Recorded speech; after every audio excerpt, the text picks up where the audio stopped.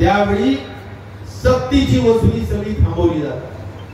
तुमचा शेतसारा थांबवला जातो, विजेची सक्तीची वसुली थांबवली जाते.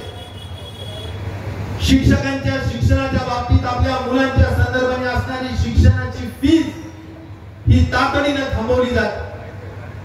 या सगळ्या गोष्टींचा लाभ जर आपल्याला मिळायचा असेल तर आपल्याला ओला दुष्काळ जाहीर सरकारकडून करून घेतला पाहिजे. आणि ती मागणी सुद्धा आज या आक्रोश मोर्चातून भोकरदनमधून आपण या ठिकाणी करत.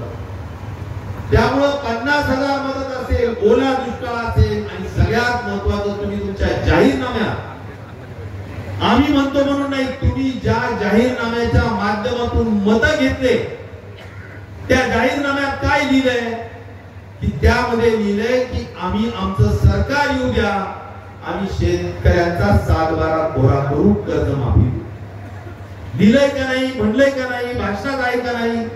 मग ती आम्ही आठवण करून देतोय की तुम्ही विसरू नका, तुम्ही हे म्हणलंय हे जाहीर करा. आत्तापेक्षा दुसरा वेळ नाहीये, कारण लोक सगळे अतिशय आर्थिक अडचणीत आहेत आणि या आर्थिक अडचणीच्या काळात जर मदत नाही करणार तर तुम्ही करणार कधी.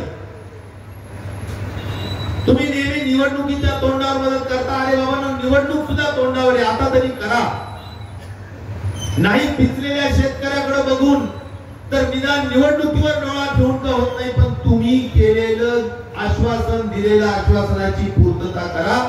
ही रास्त मागणी सुद्धा आम्ही शेतकऱ्यांच्या वतीने या ठिकाणी सरकारकडे करू इच्छितो.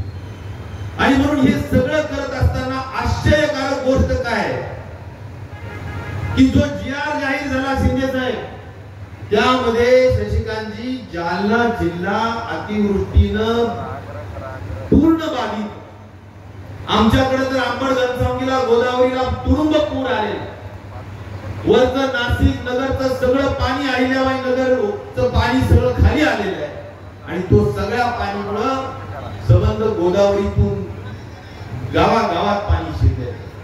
3 लाख क्युसेक्सनी पाणी सोडलं.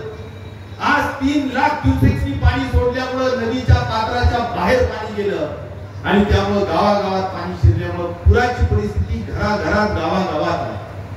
घरात छाती इतकं पाणी होतं. काही घर गोरगरिबांचे तर पूर्णपणे पत्रे सुद्धा दिसत नव्हते, गोरगरिबांची झोपडी दिसत नव्हती, एवढं पाणी होतं.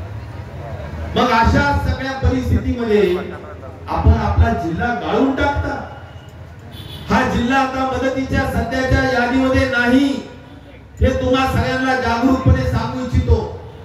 आता तुमच्या मोर्चामुळे, तुमच्या आक्रोशामुळे, तुमच्या या संख्येमुळे जर वर काही जाग आली तर त्यांनी जागा त्या ठिकाणी दुसऱ्या यादीत नाव टाकतील तर नशीब समजायचं.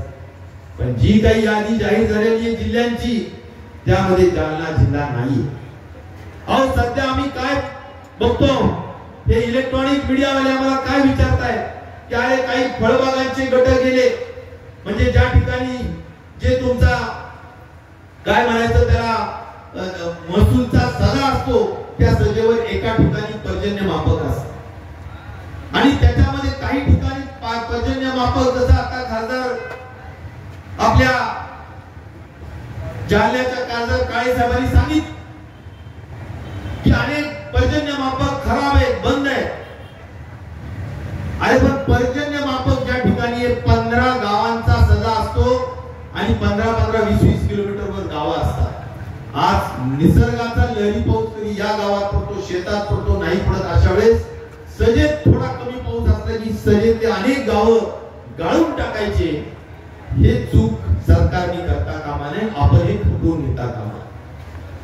ज्या ज्या गावात पाऊस कमी पडलाय किंवा जास्त पडलाय आणि त्याच्यामुळे झालेलं नुकसान असेल त्याची भरपाई त्वरित पंचनामे करून, सरसकट पद्धतीचे पंचनामे करून झाली पाहिजे. आणि म्हणून या सगळ्या मुद्द्याला धरून आपण मित्रांनो हे सगळ्या गोष्टी करतो. आज अनेक फोन येत आहेत. काय फोन येतो?